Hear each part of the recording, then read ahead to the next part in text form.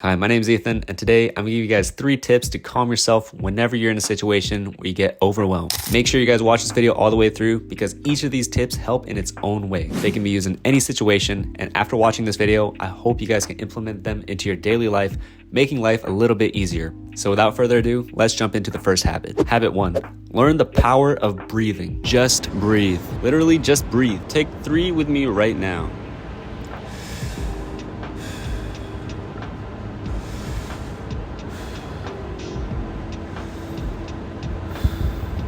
Does that feel better? When we get overwhelmed, we have a lot of thoughts running through our head. It takes up a lot of brain power, and that leads everything else to go on to autopilot. When we take a deep breath, this will do a couple things that'll benefit you. First, it forces you to think about your breath. We as humans don't ever think about breathing manually because it all happens naturally. When you focus on breathing, the clutter that's in your mind disappears for a second. You're focused on something so simple that time just kind of stops. It's just you and the air around you. You feel a bit calmer, feel a bit more relaxed. Your mind resets from this crazy, fast-paced world right now, and you just feel more grounded. Once your mind resets, you're able to create much more coherent and stable thoughts, and it'll become easier to figure out what your next move is. Breathing not only helps stabilize the mind, but it also helps stabilizes your physical body.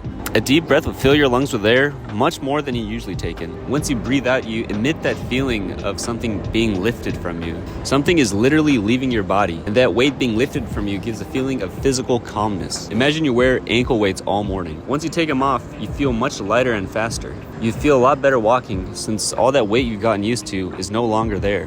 Deep breaths do the same thing just a bit differently. The difference is that the air intake altogether feels good physically. So it's a win-win. There's no downside to controlled breathing, and I recommend this to anybody when they're feeling overwhelmed. People that practice meditation take this concept a bit further, but not too differently. Meditation is supposed to be simple and relaxing. They would hyper-focus on the breath and how it feels leaving in and out of their body. What does the air feel like? How does breathing from my nose feel differently than breathing from my mouth?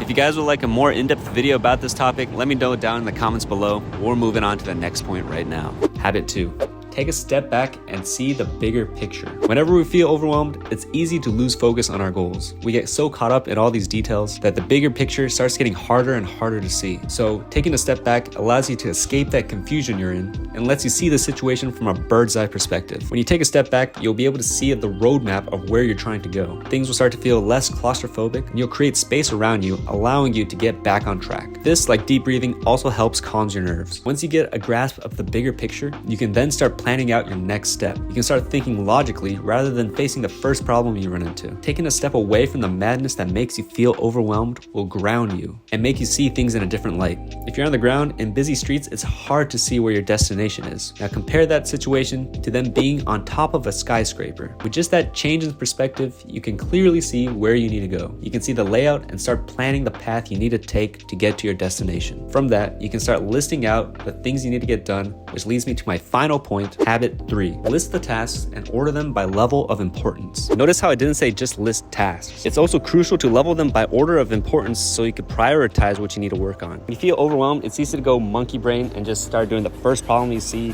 the most convenient thing at the time, but that can just make things bit more confusing. You may have tackled one problem, but if you didn't execute it correctly, it could start leading to more hoops you gotta jump through. It's pretty helpful for me to write these out physically, like with a pen and paper. That way it alleviates my mind, so I don't have to remember all these things. So get a notebook or a pen and paper, or even on your phone, and just start listing out all the things that you need to accomplish. You should include anything you could think of, no matter how big or small they are. Once you have them all listed out, reorder them according to level of importance. These can be deadlines, time frame windows, or just simply what you think is best. I do this when I'm making videos sometimes. When editing, it gets pretty overwhelming what to prioritize on what I need to do. For example, say I want to get a video out by next week, but tomorrow I'm going out of town and I don't have Wi-Fi. Things I need to do is thumbnail, subtitling, finding clips for the video, and finally color grading. First, I'm gonna list these tasks out and order them by level of importance. Well, since I know I'm not gonna have Wi-Fi tomorrow, I'm gonna do subtitling and color grading then, because I don't need Wi-Fi to do those tasks. Well, that means I should prioritize finding the clips first since the time frame is limited.